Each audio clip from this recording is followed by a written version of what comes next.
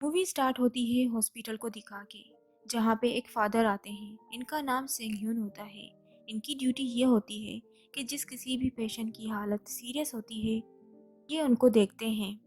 हमें एक पेशेंट दिखाया जाता है जिसकी हालत ख़राब होती है और वो फादर और नर्स को अपनी लाइफ की स्टोरी बता रहा होता है। वो फादर से रिक्वेस्ट करता है कि प्लीज़ आप मुझे फ्लूट बजाकर सुनाएं। जब फादर फ्लूट लेकर वापस आते हैं तो तकलीफ के दौरान वो पेशेंट मर जाता है। इसके बाद फादर चार्टर्ड हाउस में जाते हैं, जहाँ पर एक खतरनाक वायरस की ट्रीटमेंट के लिए टेस्ट कंडक्ट किए जाते हैं। और फादर सेंग्यूंग यहाँ पर इसीलिए आए थे क्योंकि ये भी इस ट्रीटमेंट का हिस्सा बनना चाहते थे। क्योंकि फादर दिल के अच्छे थे और दूसरों के साथ सिंपैथी रखते थे, और इसीलिए उन्हें लोगों की हेल्प करना अच्छा लगता था। वहाँ पर सीनियर फादर उन्हें वार्न करके कहता है कि इस एक्सपेरिमेंट में आपकी जान भी जा सकती है। लेकिन अपनी जान की परवाह किए बगैर फादर इस एक्सपेरिमेंट करने के लिए राजी हो जाते हैं। इस एक्सपेरिमेंट में फादर के अंदर उस खतरनाक वायरस को इंजेक्ट किया जाता है, और इस वायरस की ट्रीटमेंट के लिए फादर के अंदर किसी और का ब्लड इंजेक्ट किया जाता है। पर अनलकीली ये एक्सपेरिमेंट फेल हो जाता है, और 1 मंथ के लिए फादर को वहीं चार्टेड हाउस में रखा जाता है। और कुछ दिन बाद फादर के अंदर उस वायरस के सिम्टम्स शुरू होने लगे थे, और जिस फ्लूट को वो पहले बजाते थे वो फिर से उस फ्लूट को बजाते हैं, और उसको बजाने से ही फादर के मुंह से खून की उल्टी आने लगती है, और इसकी वजह से फ्लूट टूट जाता है। सारे डॉक्टर्स फादर के अंदर ब्लड इंजेक्ट करते हैं। ब्लड इंजेक्ट होने के बाद ऐसी फास्ट रिकवरी होती है कि फादर जल्द ही ठीक हो जाते हैं। और अजीब बात तो ये थी कि वो 100 लोगों में से एक थे जो ठीक हुए थे इस वायरस से। उनके ठीक होने के बाद सब उन्हें जीनियस और लकी समझने लगे थे, और उनकी रिस्पेक्ट पहले से ज़्यादा बढ़ गई थी। फादर सिंगू अपने सीनियर फादर से मिलते हैं जो कि ब्लाइंड था। फिर फादर एक बच्ची की बर्थडे पर जाते हैं, उसे सेलिब्रेट करते हैं और उसे खुश करने की कोशिश करते हैं, क्योंकि उस बच्चे को ब्रेन कैंसर था। तभी वहाँ पर एक लेडी आ जाती है जो काफ़ी घबराई हुई थी। वो कहती है कि फादर, मेरा बेटा बहुत बीमार है, प्लीज़ हेल्प कीजिए और मेरे साथ चलिए। उस लेडी के घर में पहुंचकर फादर को पता चलता है कि वो पेशेंट कोई और नहीं बल्कि फादर के बचपन का दोस्त था। फादर के फ्रेंड का नाम केंगवो होता है, और वहीं पर केंगवो की वाइफ थी जिसका नाम ताइजू होता है। केंगवो की मदर फादर को डिनर पर इनवाइट करती है, जहाँ पर हम नोटिस करते हैं कि सोंगवू केंगवो की वाइफ ताइजुन में काफी इंटरेस्ट था। केंगवो काफी बेटर हो गया था और अब घर भी आ चुका था, और फादर से 3 लोग मिलने आते हैं, जिनमें एक कपल था और एक पुलिस ऑफिसर था। और वो लोग फादर से वहीं पर ही मिल लेते हैं। वो लोग एक डाइस गेम खेल रहे होते हैं। तभी केंगू अपनी वाइफ के साथ बहुत मिसबिहेव करता है, जिससे ताइजू बहुत हर्ट होती है। जिसके बाद हम देखते हैं कि फादर अपने घर आ गए थे और उन्हें काफ़ी अजीब फील हो रहा था, जहाँ पर हमें ये पता चलता है कि फादर के ब्लड सेल कन्वर्ट हो रहे थे। उसके बाद वो बेहोश हो जाते हैं और अगली सुबह वो वेम्पायर बन के उठते हैं। अब यहाँ पर ये सवाल होता है कि फादर वेम्पायर बने कैसे। दरअसल उस फेल एक्सपीरियंस ने फादर पर काफ़ी बुरा असर छोड़ा था, और फादर की केयर के लिए जो ब्लड फादर के अंदर छोड़ा गया था उसने फादर के अंदर बहुत ही बुरा असर डाला था। इसका बेड रिजल्ट ये निकला कि फादर वेम्पायर बन गए। फादर एक लड़की को देखने जाते हैं जो बीमार थी, और उस लड़की के खून को देखकर फादर के अंदर जो वेम्पायर था वो जाग जाता है। पहले पहले तो वो खुद पर बहुत कंट्रोल कर रहे थे, लेकिन बाद में वो खुद पर कंट्रोल नहीं कर पाते, और अपनी ज़रूरत को पूरा करने के लिए वो काफ़ी बेचैन हो रहे थे। तभी हमें पता चलता है कि फादर के अंदर जो सिम्टम्स थे वो तभी गायब होंगे जब फादर उस खून को पिएगा। यानी अगर फादर को ब्लड ना मिला तो सिम्टम्स दोबारा से आ जाएंगे। क्योंकि फादर वेम्पायर थे तो उनके पास पहले से ज़्यादा ताकत आ गई थी। वो खिड़की से कूदते थे लेकिन उन्हें कुछ भी नहीं होता था।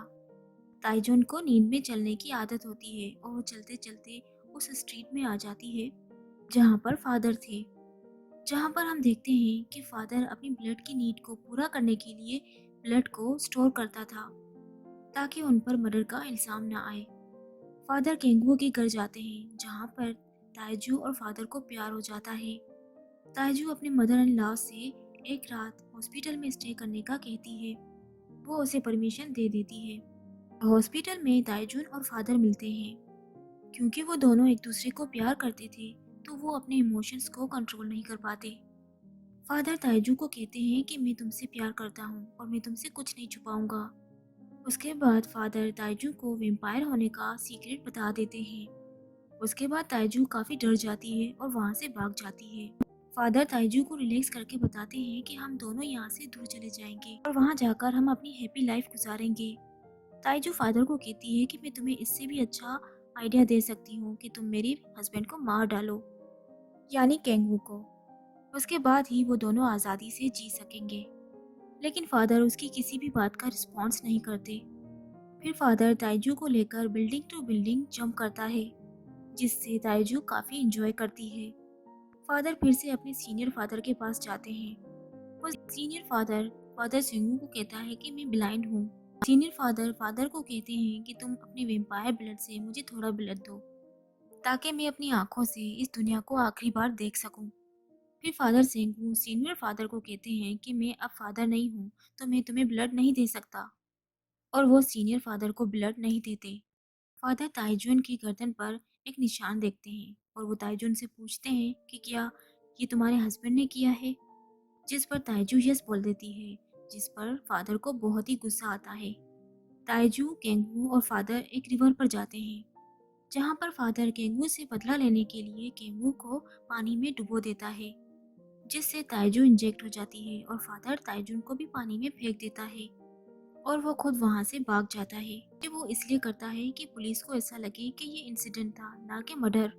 इसके बाद फादर फिर से चैरिटी हाउस आते हैं, जहाँ पर वही सीनियर फादर उन्हें मिल जाते हैं।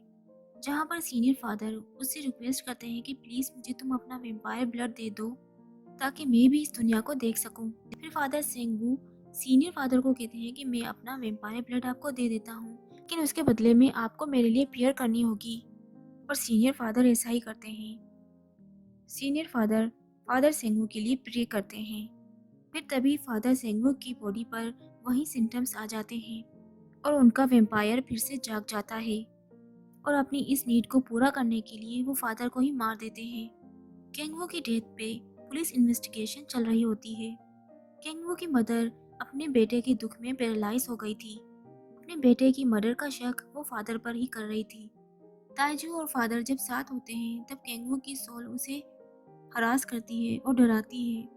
शराब के नशे में ताइजू के मुंह से गलती से निकल जाता है कि उसके हस्बैंड ने उसे कभी भी नहीं मारा, बल्कि उसने झूठ बोला था कि उसके हस्बैंड का सलूक उससे अच्छा नहीं था। इस बात पर फादर को बहुत दुख होता है, क्योंकि उसने एक बेकसूर इंसान को मार डाला। फादर ताइजू पे काफी गुस्सा करते हैं। ताइजू को काफी एम्बेरसमेंट होती है और वो फादर को कहती है कि तुम मुझे मार डालो। और फादर ऐसा ही करते हैं। वो ताइजू का गला दबाकर उसे मार डालते हैं और फिर बाद में फादर ताइजू के गले से खून पीते हैं। ताइजू के बाद वो बहुत ही अकेलापन महसूस कर रहे थे। फिर वो डिसाइड करते हैं कि वो ताइजू को भी वेम्पायर बना देंगे और ये सोचकर वो ताइजू को अपना वेम्पायर ब्लड पिलाते हैं। और अब ताइजू अपनी आंखें खोलती है और अब ये वेम्पायर बन चुकी थी। केंगवू की मदर जो कि सामने से ये सारी चीजें देख रही थी। ताइजू जो कि बहुत ही खतरनाक वेम्पायर बन चुकी थी, अब वो सबको मारने लगी थी और लोगों का खून पीकर वो काफ़ी एंजॉय भी करती है। ये बात फादर को पसंद नहीं आती, क्योंकि वो लोगों को तब मारते थे जब उनकी नीड पूरी नहीं होती और वो बर्दाश्त से बाहर होते थे। फादर और ताइजू बिल्डिंग टू बिल्डिंग जंप करते हैं और एक दूसरे से लड़ते हैं। फिर केंगवू के घर वहीं तीनों दोस्त आते हैं और फिर केंगवू की मदर डाइस की हेल्प से कुछ रिवील करने की कोशिश कर रही थी और फिर वो इन तीनों को ये बात बता देती है कि मेरे बेटे को फादर और इस लड़की ने मार डाला है। ताइजू केंगवू के एक दोस्त को मार रही थी, लेकिन फादर उसे बचाने की कोशिश कर रहे थे, लेकिन इसका कोई भी फायदा नहीं होता, क्योंकि फादर उस लेडी को खुद ही मार देते हैं। तभी ये तीनों वहाँ से भागने की कोशिश करते हैं। ताइजू, फादर और केंगवू की मदर ये तीनों गाड़ी में बैठकर भाग जाते हैं। फिर वो एक ऐसी जगह पहुँचते हैं जो सुनसान थी और वहाँ पे इन तीनों के अलावा और कोई भी नहीं था। वो सारी जगह ओपन थी और कोई सनलाइट यहाँ पर आएगी तो ये तीनों नहीं बच सकेंगे। और ताइजू अब समझ चुकी थी कि वैम्पायर सूरज की रोशनी में मर जाते हैं। इसी वजह से फादर जानबूझकर उसको यहाँ पर लेकर आया था। और ताइजू खुद को और फादर को कार की डिक्की में छुपाने की कोशिश करती है, लेकिन फादर कार की डिक्की को तोड़ देता है। वो दोनों समझ चुके थे कि अब ये दोनों नहीं बचेंगे और अब वो दोनों अपनी मौत का इंतज़ार कर रहे थे। और अब जैसे ही सनलाइट उन पर पड़ती है, वो आहिस्ता-आहिस्ता मरने लगते हैं और उनकी स्किन जलने लगती है और आहिस्ता-आहिस्ता उनकी स्किन सारी जल जाती है और वो दोनों राख बन जाते हैं।